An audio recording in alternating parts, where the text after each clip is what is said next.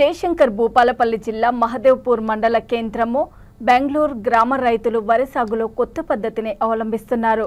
వరి పంట సాగులో ఫైరుకు మందులు పిచికారీ చేయడానికి కూలీలకు బదులుగా డ్రోన్ వాడుతున్నారు. దీంతో పని భారంతో పాటు తక్కువ ఖర్చుతో ఎక్కువ పని చేయవచ్చని అంటున్నారు. 1 ఎకరాకి 400 రూపాయల ఖర్చుతో కేవలం 5 నిమిషాల్లోనే డ్రోన్ ద్వారా స్ప్రే చేయడం అయిపోతుందని అంటున్నారు. పల్లెల్లో రైతులు టెక్నాలజీని వాడుకొని అప్డేట్ అవుతున్నారు.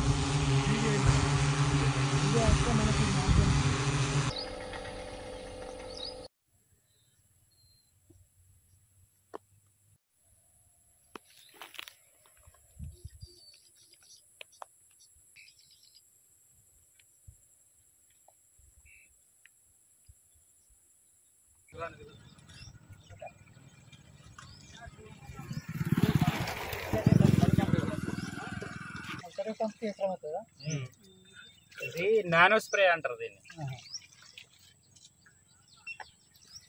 వేస్ట్ అయిపోతుంది.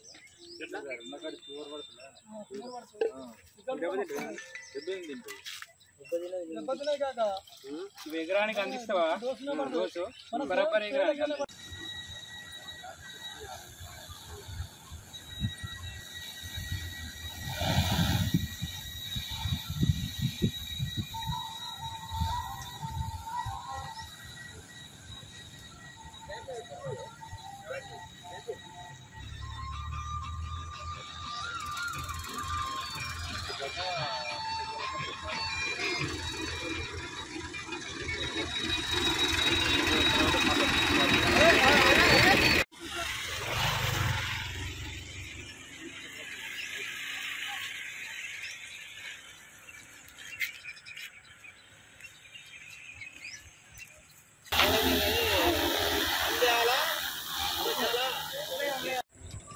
నా పేరు మహేందర్ గౌడ్, మాది బెంగళూరు.